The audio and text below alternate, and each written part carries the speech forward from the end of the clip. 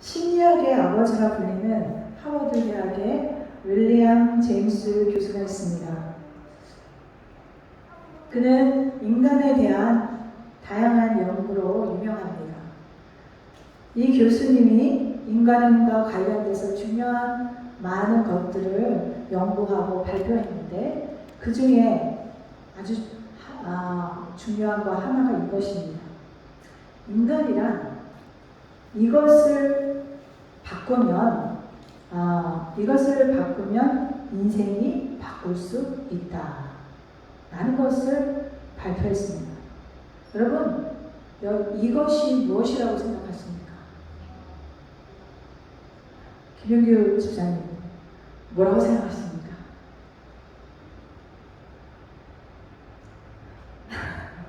생각해 보시면 우리 시대의 가장 위대한 발견은 인간은 이것을 바꿈으로써 삶을 바꿀 수 있다 라고 했습니다. 영어로 말하면 The greatest discovery of my generation is that a human being can alter his life by altering his this. alter라는 것은 바꾸는 거죠. 교정하는 거예요. by altering. 잘못된 것은 잘라내고 또 필요한 건 붙이고 하는 것이 얼터입니다. 영어로 말하면 젊은 사람들은 외모라고 생각할 수도 있습니다. 요즘 외모 지상주의다 보니까 코도 높이고 눈도 쌍꺼풀도 하고 이렇게 성형을 해서 자기 인생을 바꿀 수 있다고 생각하는 분도 있을 겁니다. 아니면 어떤 사람은 직업을 바꾸면, 아니면 어떤 사람은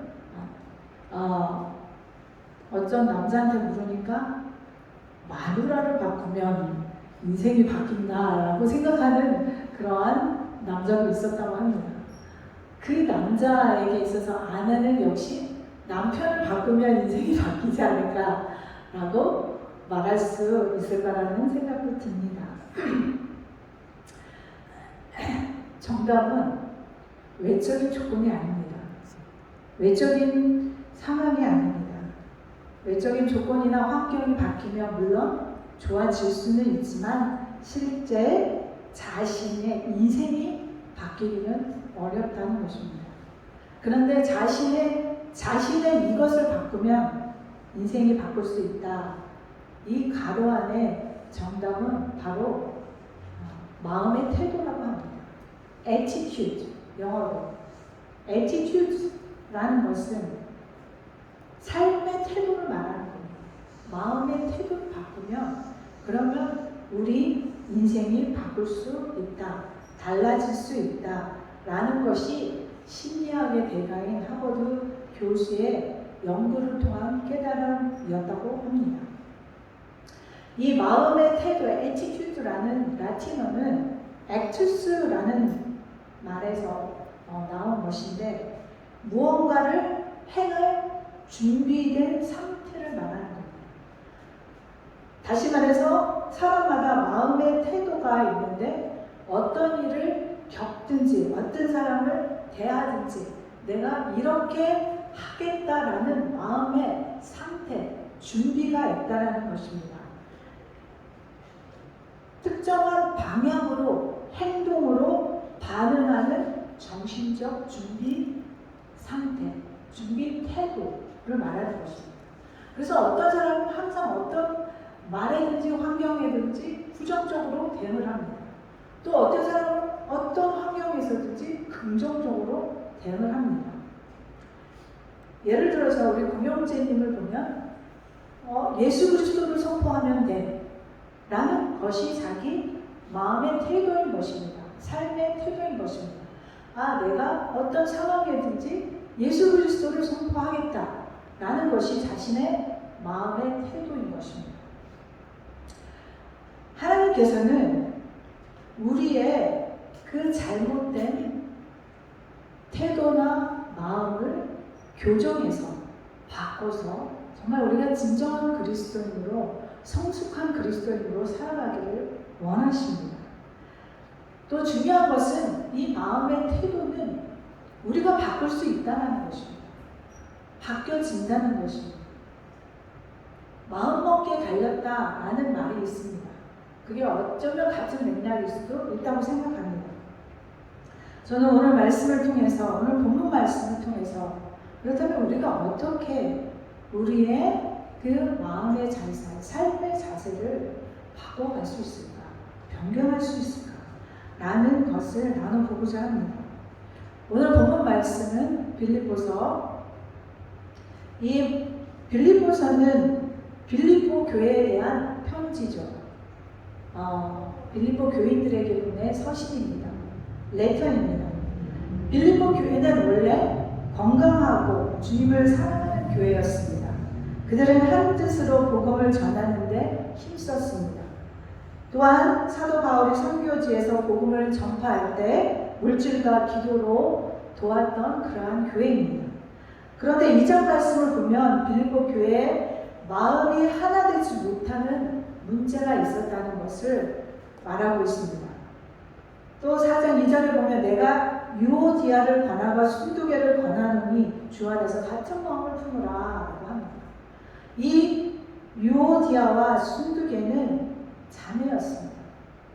그리고 복음을 위해서 일하는 일꾼들이었습니다. 그런데 마음이 하나 되지 못한 것입니다. 우리 대부분의 우리 인생의 문제, 또 사람과 관계의 문제, 교회의 문제는 바로 마음에서부터 시작됩니다. 큰 문제가 있어서 그게 문제돼서 되는 게 아니라 작은 것에 마음이 서로 틀어져서 그래서 문제가 생기기 시작합니다. 지금 빌립보 교회는 유오디아라는 집사와 순두개 집사가 서로 다툼을 하고 있는 상태입니다. 왜 서로 외적으로 다투고 분쟁하고 있습니까? 결국 따지고 보면 내부의 마음의 문제입니다. 이것은 빌립보 교회만의 문제가 아니라 모든 교회에 문제 있을 수 있고 또 모든 가족의 문제 있을 수 있고 또 부부 간의 문제이고 또 자녀들 간의 문제 있을 수도 있습니다. 서로 불화하고 관계에 어려움을 겪고 이것은 바로 마음에서부터 시작되는 것입니다. 오늘 말씀에서 사도 바울은 그들에게 뭐라고 말합니까? 예수님의 마음을 품으라고 말합니다. 답은 어디에 있는 게 아니라 바로 예수님의 마음을 품는 데 있다는 것입니다. 사도 바울은 그들이 연합되지 못하는 원인은 바로 예수님의 마음을 품지 못하기 때문이라는 것입니다.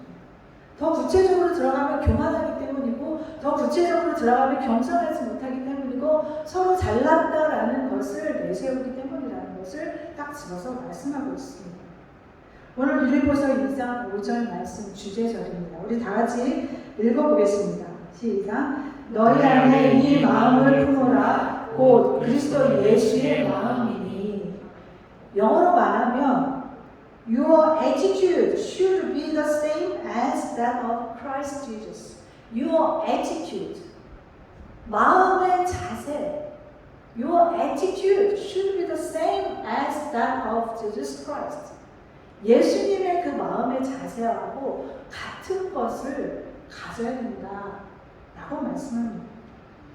이 마음을 품으라는 예수님의 애티튜드는 어땠습니까? 예수님의 삶의 자세는 어땠습니까? 바로 예수님은 어떤 사람을 대하든 십자가를 앞에 놓든 수많은 군중이 열광하든 혼자서 기도하시든 그것을 대하는 마음의 자세와 삶의 자세는 변함이 없으셨습니다. 예수님의 애티튜드는 상황에 따라 변하지 않았고 군중의 환호에 따라 변하지 않았고 또 예수님을 버리는 제사들에 의해서 변하지 않았습니다. 예수님은 끝까지 십자가를 지셨고 예수님은 긍휼을 베푸셨고 용서하셨고 병든 자를 고쳐주셨고 또 구원의 생명을 죽어가는 자들에게 생명을 주셨습니다. 이것이 바로 예수님의 마음의 자세, 삶의 자세, 영어로 말하면 attitude of Jesus Christ. 우리의 마음의 자세도 예수님과 같아요. 사랑하는 여러분, 저는 오늘 저를 포함해서 우리 모두 교인들이 이 예수님의 마음을 품으시기를 간절히 축원합니다. 예수님의 마음을 품을 때 기쁨이 오는 것입니다. 오늘 빌립보서 말씀에 가장 강조하는 것이 무엇이냐면 기쁨입니다. 4장, 4장으로 이루어진 이 빌립보서에서 가장 많이 사용된 단어가 기쁨, 기뻐하라, 너희도 기뻐하고 나도 함께 기뻐하라, 종말에 나의 형제들아 주 안에서 기뻐하라, 주 안에서 항상 기뻐하라 라고 하는 이 기쁨에 관련된 단어가 17번이 등장합니다. 어떻게 기뻐할 수 있을까요? 사도 바울은 이 감옥에서 쓴 편지인데 어떻게 기뻐할 수 있었을까요? 옥에 갇혀있는 내가 기뻐하니 옥 밖에 있는 너희들도 기뻐하라. 예수님의 마음을 품고 살았기 때문입니다. 그리스도 예수의 마음을 품어라. 이것이 답이다 라고 말합니다. 6절, 8절에서 그렇다면 어떻게 예수님의 마음을 품는지를 더 구체적으로 설명해 주고 있습니다. 6절 말씀에 그는, 다시 읽어보겠습니다. 시작. 그는 근본 하나님의 본체시나 하나님과 동등됨을 취한 것으로 여기지 아니하시고 오히려 자기를 비워 종의 형체를 가지사 사람들과 같이 계셨고, 첫째는 자신을 비우셨습니다. 하나님과 같은 동등한 분이시지만 자기를 비워 자기 자신, 예수님은 동등하게 하나님과 취하심을 버리시고 자기를 비웠다는 것입니다. 그래서 우리는 자기 부인이 있어야 됩니다. 예수를 믿는다 하면 이제 내가 나로 사는 것이 아니라 내 안에 예수님이 사신 것이다 라는 그 고백이 날마다 이루어져야 합니다. 내 자신이 의로 똘똘 뭉쳐서 나는 나야 라고 살아간다면 우리는 결코 예수님의 마음을 품을 수 없고 예수님의 애티튜드, 삶의 자세로 살아갈 수가 없다는 것입니다. 우리 8절 말씀 다시 보겠습니다. 시작. 사람의 모양으로 나타내사 자기를 낮추시고 죽기까지 복종하셨으니 곧 십자가에 죽으시니라. 낮추어야 되는 것이 겸손이고 또 죽기까지 복종해야 된다는 것이 바로 말씀의 순종입니다. 우리가 예수님을 주님으로 영접하면 예수님의 마음이 곧 내 마음이 되도록 해야 되는 것입니다. 예수님을 영접하면 이제는 갈라디아서 2장 20절 말씀, 내가 사는 것이 아니라 내 안에 계신 예수님이 살아서 역사하시도록 나를 드려야 하는 것입니다. 이것이 모든 기독교인의 고백이어야 하는데 쉽지 않습니다. 어렵습니다. 우리 안에 죄성이 있기 때문에 우리는 끊임없이 나를 내세우고 싶어하고 또 내 교만이 올라오고 저도 마찬가지지만 참 자기 부인이 내 안에 예수님이 사신다라는 것으로 살기가 너무나 어렵습니다. 하지만 그렇게 바뀌어 가야 되는 것이 바로 그리스도인의 삶이라는 것입니다. 그렇게 바뀌어 내가 나 자신을 부인하고 내 안에 예수님이 사신 것처럼 살아가려고 할 때 어떤 상황에서든지 내가 상황과 환경에 관계없이 기뻐할 수 있고 그리고 감사할 수 있고 또 낮아질 수 있고 예수 그리스도를 높일 수 있다는 것입니다. 사도 바울은 감옥에서 오히려 기뻤습니다.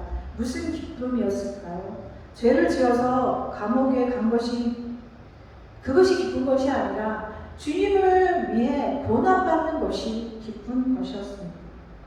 그것을 생각하면 그것이 감사하고 주님을 위해 내가 이 감옥에서 고난을 통해서 또 다른 사람들에게 편지 쓸 수 있는 것만으로도 기쁜 것이다 라고 생각한 것입니다. 사도 바울이 처음부터 그런 것을 아닙니다. 그는 하나님을 잘 믿는 사람이었지만 굉장히 율법에 똘똘 뭉치고 그는 의로운 사람이었습니다. 그는 잘난 사람이었습니다. 그렇지만 그가 그렇게 변한 것은 바로 예수님을 만났기 때문입니다. 예수님으로 인해서 그의 삶의 자세가, 마음의 태도가 바뀌었기 때문입니다. 그가 예수님으로 살아야 되겠다, 예수님의 마음을 품어야 되겠다라고 다짐했기 때문에, 그렇기 때문에 성령이 그의 마음을 바꾸셔서 그가 그렇게 기뻐할 수 있는 것입니다. 그렇기 때문에 그의 인생이 바뀌었고, 그가 감옥에 있으면서도 기뻐할 수 있고, 또 그의 기쁨을 다른 사람에게도 전달해 줄 수 있고 복음을 전할 수 있었던 것입니다. 여러분이 아실지 모르겠지만 빅터 플랭클린 박사라는 사람이 있습니다. 그는 2차 대전 당시 나치가 만든 아우슈비츠 강제 수용소에서 극적으로 살아남은 그런 사람이었습니다. 이분이 자기가 경험한 그 끔찍한 강제 수용소 공포를 기억하면서 책으로도 냈고 또 결론을 하나 내리고 있었습니다. 인간에게서 모든 것을 다 빼앗아 갈 수 있지만 한 가지 자유는 빼앗아 갈 수 없다. 바로 어떤 상황에 놓여도 삶에 대한 이것만큼은 자신이 선택할 수 있다. 여러분, 우리가 상황을 선택할 수는 없습니다. 우리가 우리 환경을 선택할 수 없습니다. 우리 아이들이 부모를 선택해서 이 땅에 온 거 아닙니다. 그렇지만 우리가 자유롭게 선택할 수 있는 한 가지가 무엇일까요? 바로 똑같습니다. 마음의 자세입니다. 내가 어떤 환경에서든지 나는 이 환경을 이렇게 대처하겠다라는 그런 마음의 자세입니다. attitude. 영어로 그동안 이렇게 말했습니다. The last of one's freedom is to choose one's attitude in any given circumstance. 어떤 상황에서든지 내가 선택할 수 있는 하나의 자유는 바로 내 마음의 상태를 내가 결정하고 내가 선택하는 거예요. 내가 이 감옥에서도 사도 바울이 기쁨을 선택해서 기뻐할 수 있는 것은 바로 그가 예수님에 대한 그 마음을 품고 살려고 결정했기 때문입니다. 자유로 선택한 겁니다. 여러분, 예수 믿는 우리를 치면 이분의 간증하고 마찬가지입니다. 내가 감옥에 그 정말 지옥 같은 수용소에서 살아남을 수 있었던 것은 내가 이렇게 살겠다라는 그런 마음을 선택하고 소망을 가지고 살았기 때문입니다. 다 모든 걸 빼앗아 간다 하더라도 내 안에 이 기쁨과 내 안에 이 자유와 내 안에 이 소망만큼은 빼앗아 갈 수 없다는 것이 그의 결론이었습니다. 여러분, 이거는 바로 우리 믿음의 사람들이 가져야 되는 것입니다. 예수 믿고 믿음을 가졌다면 그 믿음 안에서 그 믿음으로 우리가 어떤 상황에서든지 내 마음을 선택해서 믿음으로 살아가는 것이 바로 그리스도인들입니다. 그 마음의 태도가 바로 예수 믿는 우리들에게 있는 믿음입니다. faith.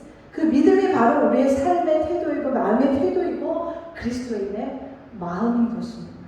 그것은 누구도 빼앗아 갈 수 없습니다. 여러분이 결정하는 겁니다. 미국의 토네이도가 강타했을 때 아내와 딸을 잃은 목사님이 있었습니다. 다음 날이 주일이라 모든 사람들이 염려했습니다. 아내와 딸을 잃은 그 목사님이 과연 강단에 설 수 있으실까? 슬픔 때문에 어떻게 그 고통으로 강단에서 설교할 수 있으실까? 그런데 다음날 목사님이 강단에 서셨습니다. 그리고 설교를 하셨습니다. 물론 애통하는 마음이 있지만 목사님은 강단에서 설교를 마치고 내려오셨습니다. 그때 어느 기자가 목사님에게 물었습니다. 목사님이 이런 상황에서 당신은 어떻게 믿음을 지키실 수 있으셨습니까? 라고 물었습니다. 그랬을 때 그 목사님이 이렇게 대답했습니다. 내가 믿음을 지킨 것이 아니라 내 믿음이 나를 지켰습니다. 내가 믿음을 지키려고 애쓴 것이 아니라 내 안에 있는 내 믿음이 성령님께서 나를 지켜주신 것입니다. 여러분의 믿음이 어떠한 환경 속에서도 흔들리지 않게 하는 그 여러분의 삶을 지킨다는 것을 믿으시기 바랍니다. 내가 나를 지키는 게 아닙니다. 내 믿음이 나를 지켜준 것은 곧 고난을 대하는 내 광야에서의 삶을 대하는 내 삶의 태도인 것입니다. 다툼이 있을 때, 서로 갈등할 때, 여러분 우리는 인간이기 때문에 갈등할 수 있고 다툴 수도 있고 서로 또 안 좋은 상황이 있을 수도 있습니다. 또 우리 윤기 집사님처럼 뒤에서 내 차를 받는 그런 어려운, 생각지도 못하는 그런 상황을 경험할 수도 있습니다. 그럴 때 내 안에 믿음이 나를 지킨다면 그것에 흔들림이 없이, 또 내가 정말 생각지도 못하는 사고를 당할 수도 있고 아픔을 당할 수도 있지만 내 안에 계신 성령님, 내 믿음이 내 삶의 자세를 흐트러뜨리지 않는 것, 그것이 바로 진정한 믿음이라고 생각합니다. 더 잘 살고 잘 믿는 법을 가르치는 어느 목사님의 말씀입니다. 그 목사님에게 어떤 사람이 이런 질문을 했습니다. 예수 믿는 사람들은 구원받았다고 하는데 그 구원받았다는 것을 어떻게 알 수 있습니까? 말로는 구원받았다고 하는데 정말 그 사람이 구원받았는지 어떻게 알 수 있습니까? 그 사람의 믿음의 삶을 통해서 알 수 있겠죠. 구원받았다고 하면서도 배타적이고 사람들에게 상처를 주는 그런 사람들의, 그런 그리스도인들이 많기 때문에 그런 말이 나온 것이 아닐까요? 그 목사님이 이렇게 말합니다. 사람들이, 우리 그리스도인들이 구원받았다는 것은 이것입니다. 일그러진 그런 생명을 온전하게 하고 깨졌던 사람들을 사랑으로 녹여서 하나 되게 하고 또 더러웠던 삶을 사는 사람을 순수한 삶으로 살게 하려고 복음을 전하고 그들에게 삶을 통해서 예수 그리스도를 보여주는 것. 그 삶을 지향하는 사람들이 바로 구원받은 사람들이라고 생각합니다. 여러분, 우리가 완벽하게 그렇게 살 수 없습니다. 그렇지만 그 삶을 지향하는 사람, 그런 삶의 태도를 가지고 살려고 노력하는 사람들, 그러한 믿음을 가지고 그 방향으로 나가려고 하는 그 사람이 구원받은 사람으로 살아가는 것이 아닐까요? 나는 그런 말을 하는 것을 듣고 깨달았습니다. 너는 구원받지 못한 사람이야 라고 우리가 아무도 말할 자격은 없습니다.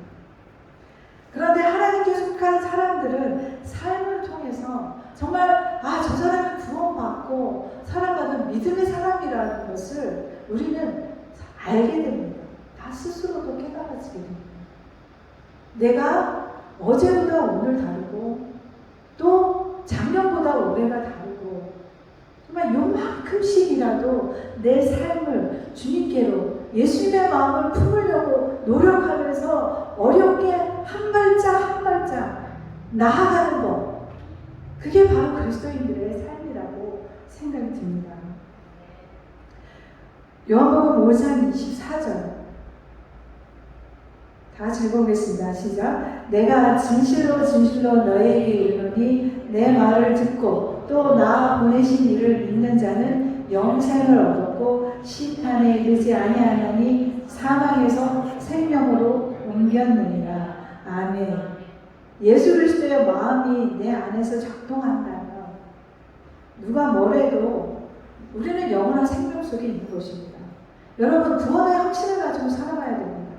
우리는 예수님을 영접하는 그 순간부터, 예수 믿는 그 순간부터 영원한 생명을 얻었고 영원한 생명에 속한 자로 살아간다는 것을 믿으시기 바랍니다. 그것이 흔들려서는 안 됩니다. 그런데 중요한 것은 그 영생이라는 것은 이제 내가 죽고 가는 그러한 삶이 아니라 바로 내가 그 믿음 안에서 매일매일 하나님과 접속하면서 정말 그 예수 그리스도의 마음으로 살아내려고 하는 그 마음의 자세가 믿음으로 사는 영생을 획득한 삶이라는 것을 꼭 기억하시기 바랍니다. 우리의 환경이 어렵고 우리의 삶은 우리를 피곤하게 하고 우리의 관계는 힘들게 하지만 내 안에 계신 예수 그리스도가 나를 새 생명을 주신 그 예수님으로 내가 다시 일어나고 그리고 날마다 주님과 연결하면서 하루하루를 예수님의 마음으로 살아가려고 하는 그것이 바로 믿음의 사람인 것입니다. 우리는 어디 가나 우리 아이들도 그렇지만 이곳에 와이파이가 있나 체크합니다. 여기 와이파이 있어요? 온라인으로 접속해서 우리가 인터넷 보고 하려고. 그런데 정말 내가 하나님과 늘 접속하고 내가 하나님과 연결된 삶, 주님과 연결된 삶을 살아가고 있나 잊어버리고 살 때가 너무나 많이 있습니다. 사랑하는 여러분, 2022년 이제 우리가 벌써 한 달이 훅 갔습니다. 마지막 주를 보내면서 우리는 어떤 일이 일어난다 하더라도 꼭 명심해야 될 것이 주님의 마음으로 살아야 된다는 것을 기억해야 되고 또 우리는 무엇이 우리를 이끌고 있는가 내가 항상 주님과 접속해서 예수님과 접속해서 성령의 이끌림으로 살아가고 있는가 라는 것을 주목해야 합니다. 내가 돈에 이끌려서 내가 어떤 환경에 이끌려서 내가 어떤 내 마음에 이끌려서 결정하고 살아가고 있지는 않나 라는 것을 늘 돌아보며 주 안에서 예수님의 마음을 품고 살아갈 때 그럴 때 진정한 기쁨과 감사가 넘치는 그러한 삶이 된다는 것을 간절히 그러한 삶을 추구하는 그러한 마음의 추구를 가지고 애티튜드를 가지고 살아가는 저와 여러분이 되기를 주님의 이름으로 간절히 축원합니다. 그리하여 어제보다 오늘 성숙하고 또 어제보다 오늘 내일이 더 요만큼 더 성숙한 그래서 하나님께서 우리를 기뻐하시는 그러한 삶으로 변화되어지기를 다시 한번 주님의 이름으로 간절히 축원합니다. 아멘. 우리